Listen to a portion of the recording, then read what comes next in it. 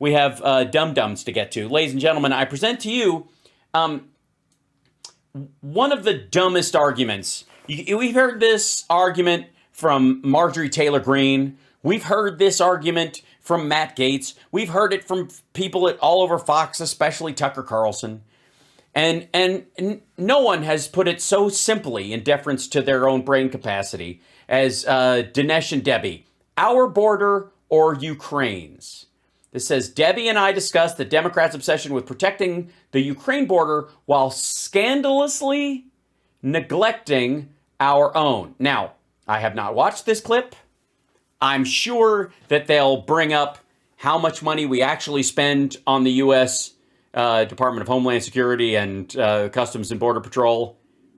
They'll bring that up, won't they? Sure.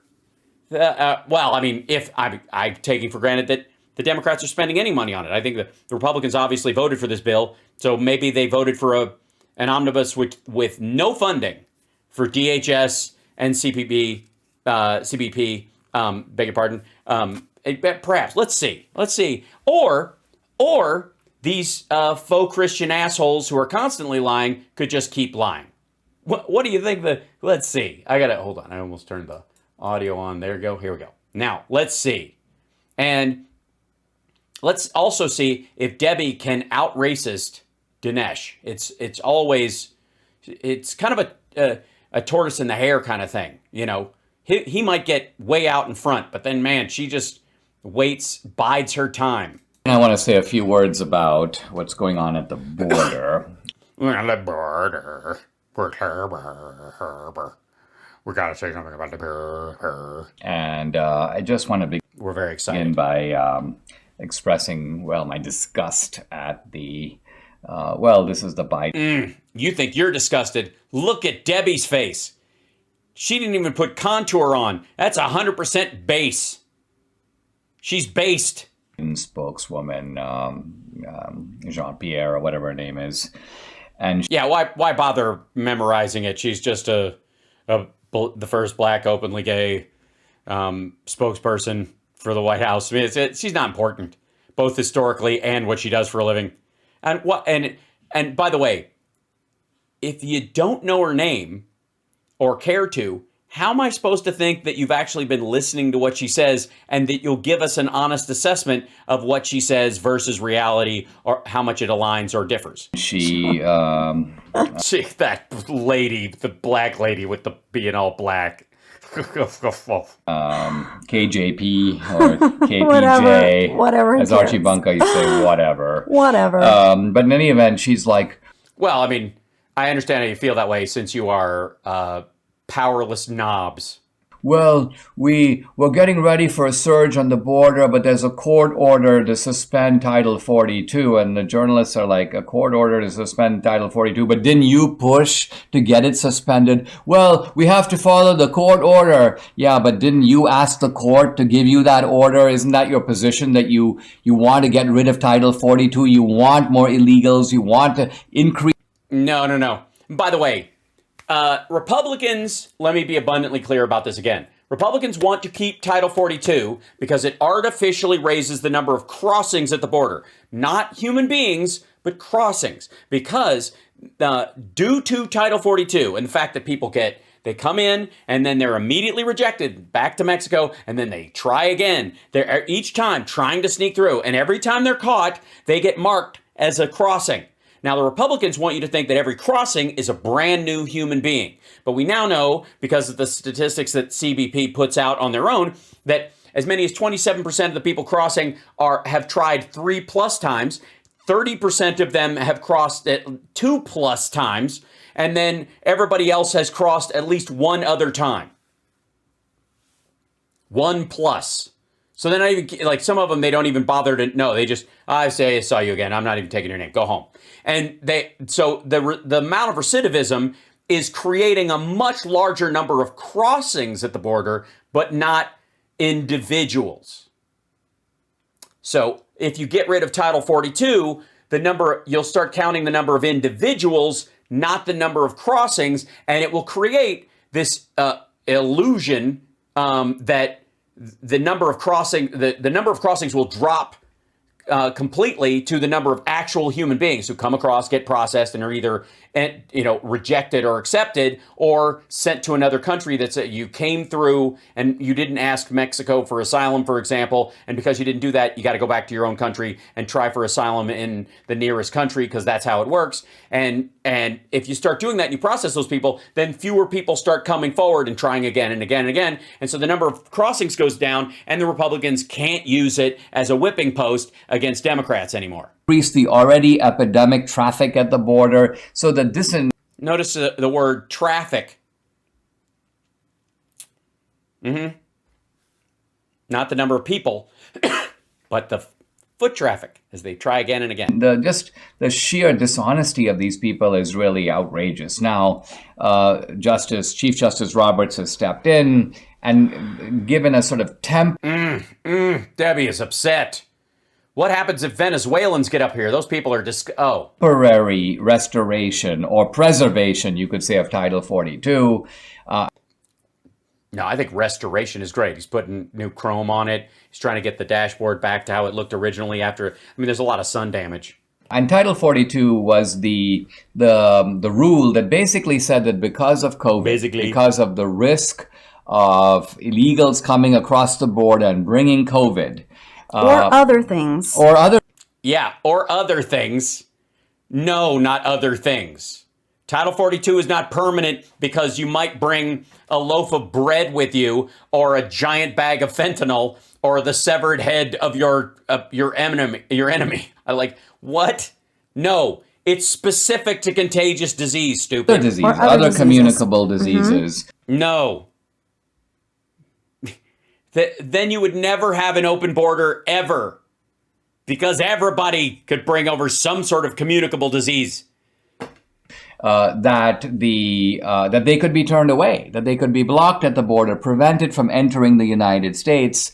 So they can try again and again and again, driving up traffic at the border, giving the illusion that there are more people trying to cross en masse than there were, say, in 2015 or 2017 or 2019 or whenever the fuck. And so this was hardly an effort to arrest illegal immigration. It was merely a kind of, a very slender Band-Aid. But okay, well, so Trump didn't even try. He was just using this slender Band-Aid. The Biden administration was trying to get rid of, and almost did get rid of, the Band-Aid. In fact, I think it's today that Title 42 was going to lapse until Roberts stepped in and said, for now, Title 42 can stay. Yeah. But you do know Dr. Jha says that the most important thing... Well, tell people who he is. Oh, yeah, he's... Yeah, hi, stupid. We don't know who Dr. Jha is. The health coordinator for the administration. For COVID. Right, for COVID. Dr. Jha. I don't know his official title, but yeah, don't bother. Anyway. Well, he's a former professor at Brown University. Yuck. Yeah, an intelligent guy. A really smart guy, but in this, he's kind of missing the boat, unfortunately, for Americans. Because here's the thing. He says the most important thing that every American can do is get a booster, okay? But while he's saying that, the administration is saying, you know what? Let Title 42 lapse, and let's allow all of these people coming in. We don't care if they have COVID. We're not testing them. We're not.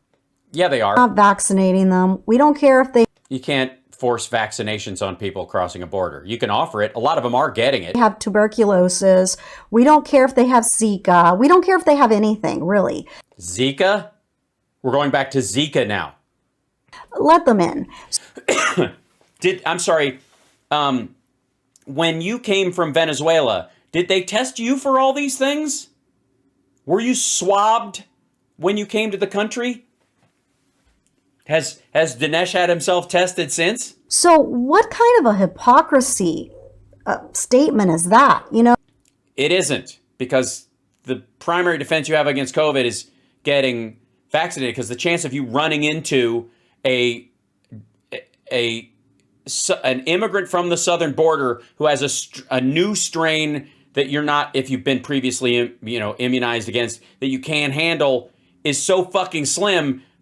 But it's not slim compared to, say, a foreign traveler from another country.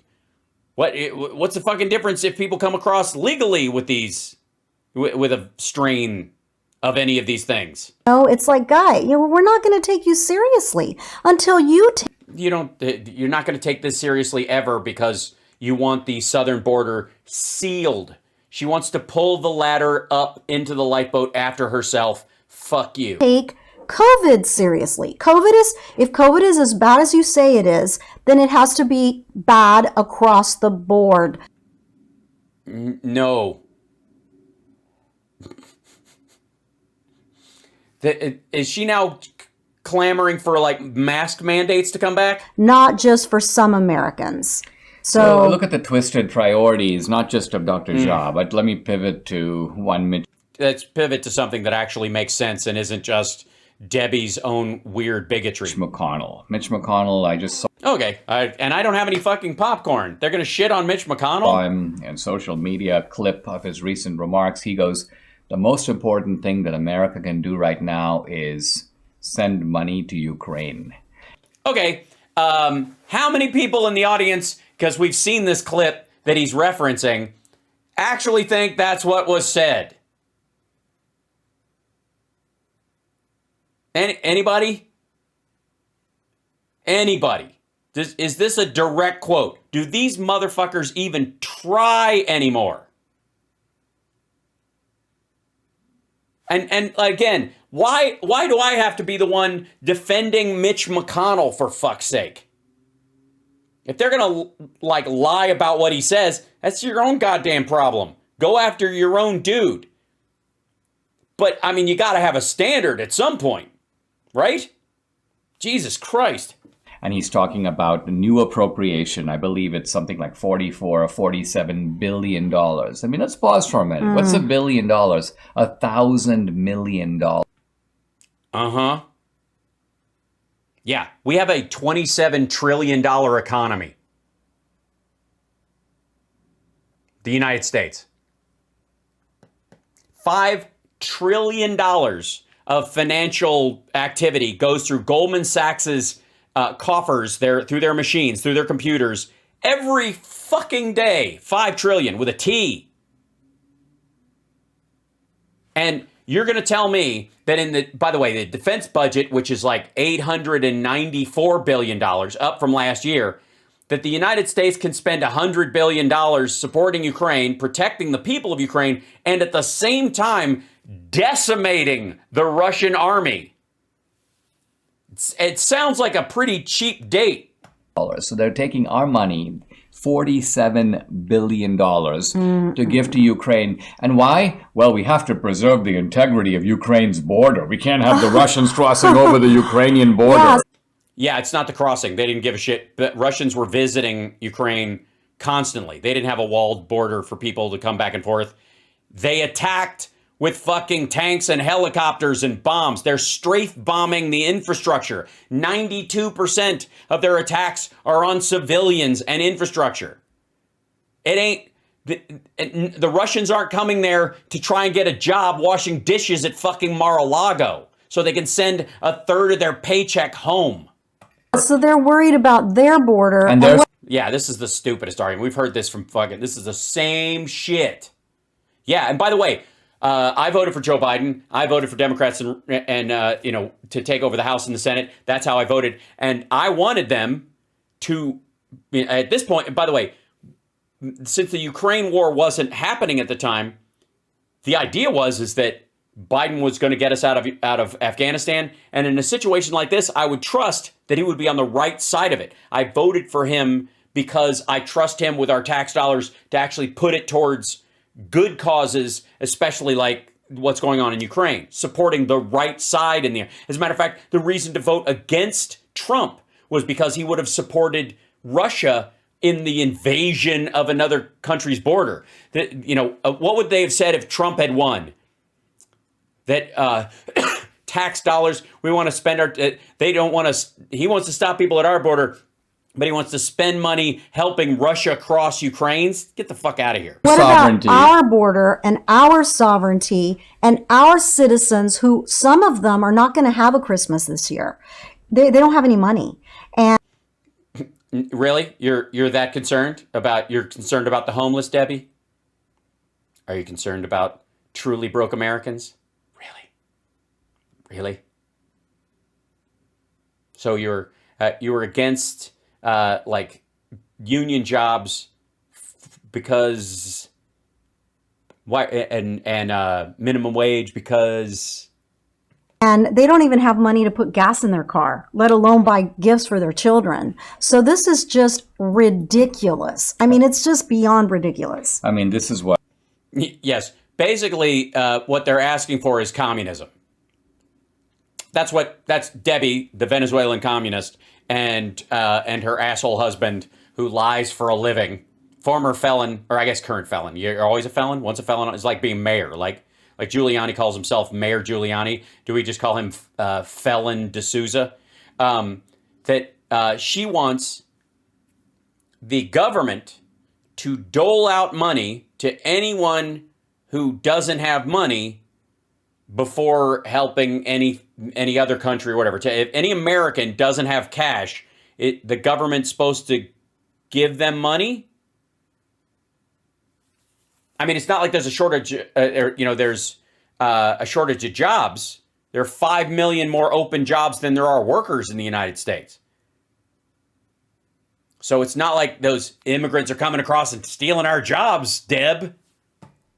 What really gets me, and talk about bleeding heart. I mean, there's a bleeding heart conservatism that basically says, isn't it outrageous for people who are having trouble filling up their gas tank or making all kinds of sacrifices? Can I even get my kids presents at Christmas? Mm-hmm. So, and these are. How is that bleeding heart conservatism? You don't give a fuck about those people.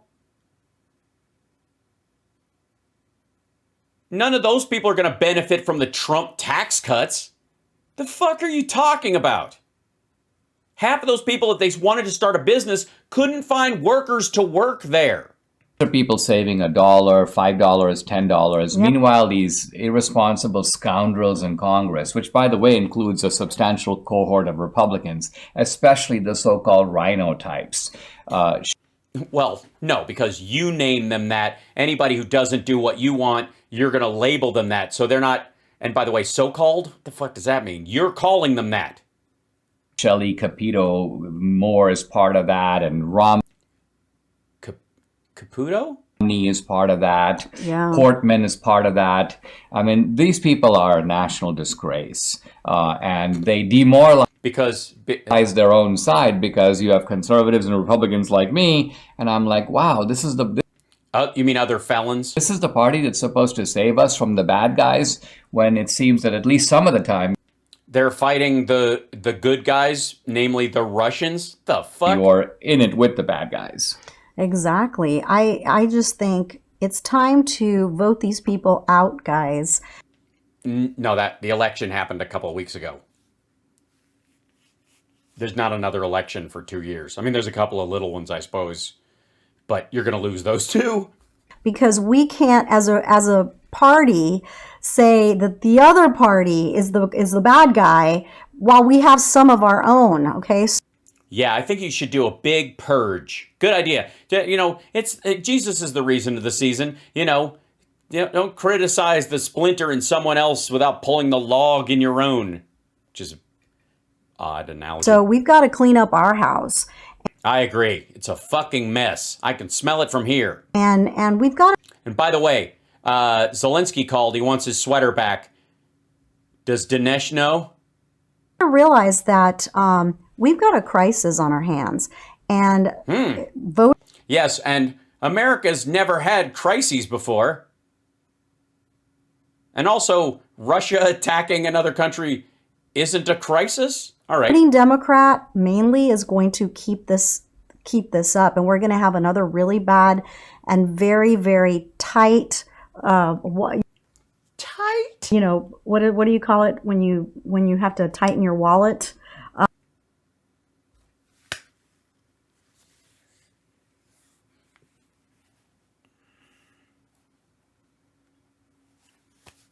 This video is 6 minutes long. They chose this segment. I suppose they could have cut pieces out of it, but why bother? Ugh. Christmas for a lot of people this year. It's very, We're past Christmas, by the way. very sad. I thought COVID, the 2020 Christmas was bad, but it's only getting, it seems, worse. No, it is fucking not worse than COVID Christmas. Shut the fuck up. You know, one of the reasons why the airports are overwhelmed is because people got to go fly and see their fucking families, you dunce. That's it? Okay. Fuck off. Bad and very, very tight. What do you call it when you have to tighten your wallet? What are you nodding out at, motherfucker? I don't know what she's talking about. When you have to tighten your wallet? Christmas for a lot of people this year. It's very. All right. Did I just black out during a chunk of this? Did it leap forward? Their What sovereignty. about our border and No, yeah, same shit. Okay, can I just say for the record, there's been an argument because there was $400 million for dealing with asylum seekers, sending legal representatives down to start processing asylum seekers. That expenditure, because you couldn't use it for other stuff, assholes like this and Marjorie Taylor Greene and others have been lying to the American people. Bald-faced lies to people, not even couched, and it can be a misunderstanding. Okay, saying that they won't spend a dime, and these are like, I've heard multiple people, they won't spend a dime on our border, but they're spending, all this money on Ukraine's border as if the Russians are just walking across the border. Meanwhile, I would like to show you, ladies and gentlemen, if I may, Homeland Security Fiscal Year 2023 Appropriations Bill, part of the omnibus, includes the budget for next year, for the 2023 year, the fiscal year, and the amount going to DHS, which includes border security, $60.7 billion, and which is $3.2 billion more than fiscal year 2022. Okay, that's just DHS. Customs and Border Patrol, here's their budget. Fiscal year 2023 budget includes 17.5 billion just for Customs and Border Patrol. Let's see, and then here's all the breakdown for it. This is all the expenditures for this. Okay, fiscal year there's enacted request. This is specific to budgetary obligations. This is the overall thing. It's completely broke down. Like, you can just look through all of this. Counter unmanned aerial systems funding, that goes in specifically. There you go. Everything's appropriated in the omnibus, and every single section of it is specific to what's there. Drones have their own part. Horse feed, all this shit. They break down every single part of it. Because if they don't, Republicans will steal from the CBP funding and use it for other shit.